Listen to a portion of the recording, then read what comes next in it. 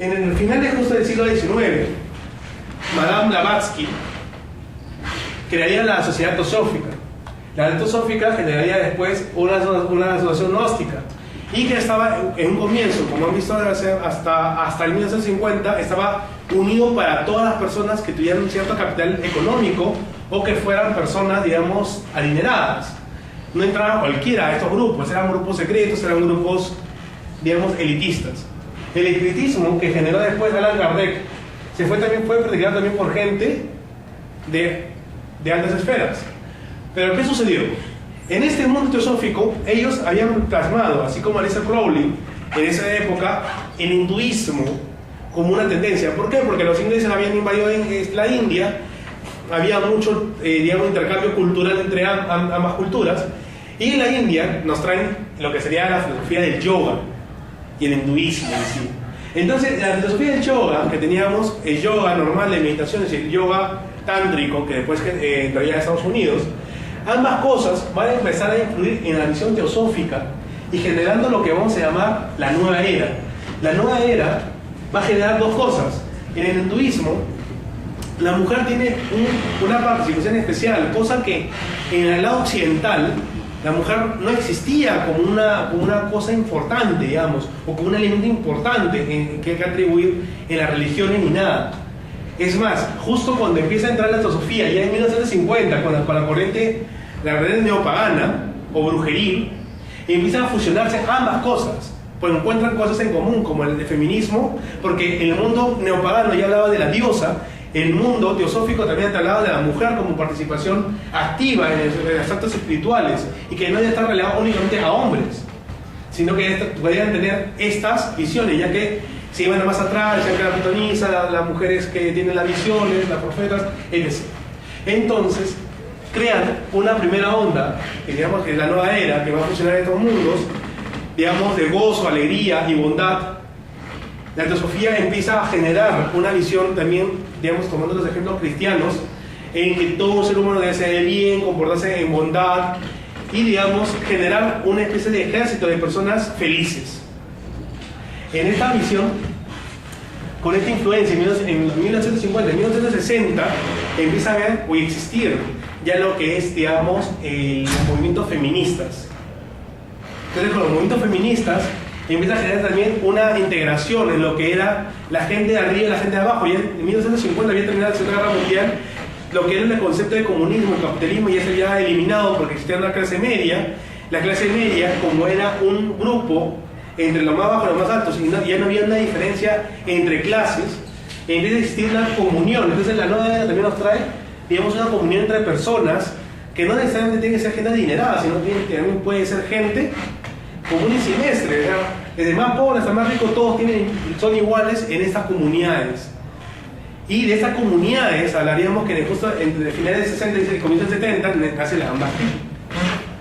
Pero también con la estrellada de esta nave espacial en Roswell en 1960, sí, pues casi en comienzos de 60, empezó a entrar otra moda ya en los 70, que es considerar que si existe los ovnis, existe el extraterrestre, una humanidad, una civilización parecida a la humana, más avanzada, con una tecnología que no contamos nosotros y que pueden ser los milagros de una sola cosa, así como la Esmeralda, consideraron que los dioses y todos los seres que han venido antes, los iluminados, eran dioses. Y aquí nace también, en 1970, nacen los pensamientos como el niño índigo y el niño de cristal, que eran visiones para determinar que ahora iban a reencarnar por la era de Acuario, que iban a reencarnar personas súper iluminadas, súper mesías, súper hombres, y literalmente esto más aumentando la saga de superhéroes que nació a partir de 1930 con los cómics americanos. Digamos, tenemos ya una buena mezcla que la teosofía nos dio al mundo neopagano.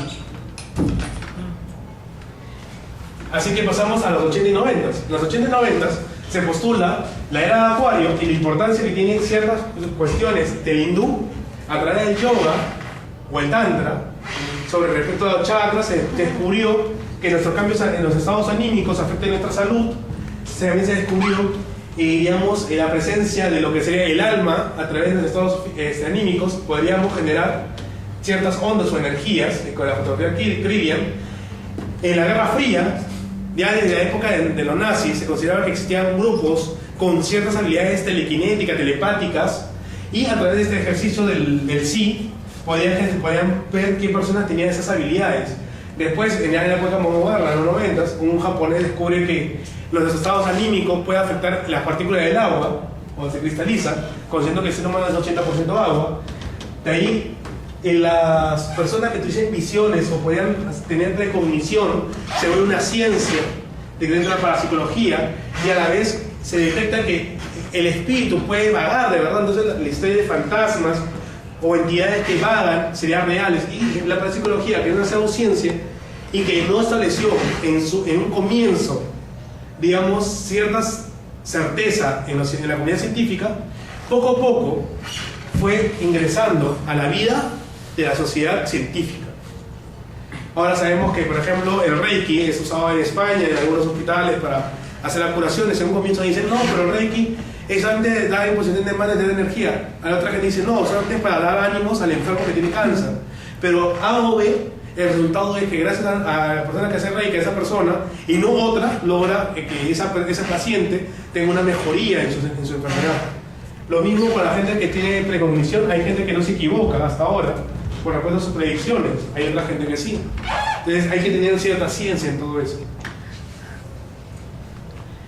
Bien, entonces cuando terminamos el siglo, digamos siglo XX, en 1980 a 1990, tenemos una conjugación primero de lo que fue el neopaganismo contemporáneo, con estas personas que atribuyen de que la brujería es un tipo de religión y por tanto debía mantenerse.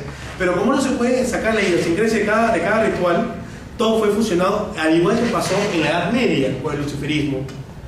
Segundo, como tenemos una nueva visión de la teosofía que nos habla de hacer el bien y no el mal, o ayudar a contribuir a la humanidad, a hacer las mejores cosas, perfeccionar a nosotros mismos, también entraría a influir en este punto del siglo XX, aparte de la parte científica de que si tú estás bien, tienes una mentalidad, tú usas la ley de mentalismo, la ley de atracción, y mil discursos que ahora todos los grandes, digamos, conferencistas del mundo, como puede ser Deepak Chopra, hasta Miguel Cornejo, lo ha dicho, bueno, todos los que han hablado en este documental secreto, que también son reconocidos porque todos tienen algo en común, todos tienen la misma influencia. ¿Y cuál es su influencia? Que todos al final están en la parte de la brujería, con la parte de la teosofía, toda la gnosis, los sacros masones, toda esta gente, todas estas organizaciones, al final se basan en un solo punto, que es citar a Cristo como una filosofía neutral, que no tiene ni un contenido divino, ni tiene un contenido, digamos, parcializado a hablarte de magia o poderes, sino habla de estructuras o principios que uno puede comprender en el lado físico de uno mismo, en su entorno, su profesión, digamos, hasta en la política puede servirte para estructurar o modernizar o mejorar algo.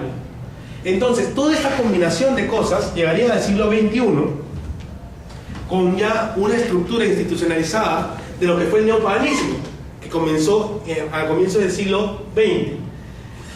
Que en este caso voy a referir a la tradición a la que pertenezco, que es la Sacuica, que estableció, digamos, una evolución, lo que llamamos el linaje británico, que con George Pickett, Alistair Crowley, Herbert Murray, Gardner, Mary Maliente, Alexanders, Buckland. Después tendremos a nuestro tercer steward, que es Psychic Wolfish, que es Sean Percival, y finalmente nosotros como Coven, ¿no? que ya estamos institucionalizados, que tenemos, digamos, una conciencia a través de unos libros que están al alcance del público, que es, digamos, como un libro de liturgias y luego un libro complementario sobre la información de nuestra religión.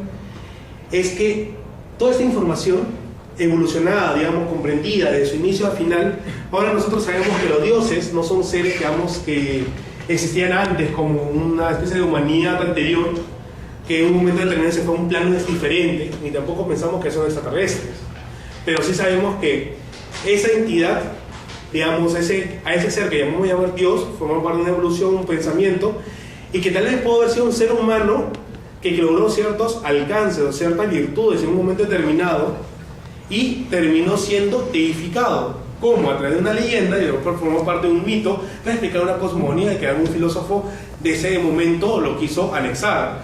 Muchas diosas, o muchos dioses y diosas que nosotros encontremos, vamos a encontrar que una diosa que está en el panteón griego no pertenecía a otro panteón, pero fue asimilada para explicar una leyenda, un mito. Entonces, cuando ya entendemos que todo este mundo, digamos, divino, de entidades, fue divinizado, fue creado por el hombre para explicar un tema, no solamente se queden en el lado mental o filosófico, sino también pasamos a otro plano, de que cómo es posible que las personas, teniendo un cierto grado de creencia o pensamiento, lograr influir en ciertas situaciones o ciertas cosas para lograr un cambio determinado, lo que podemos llamar también milagros.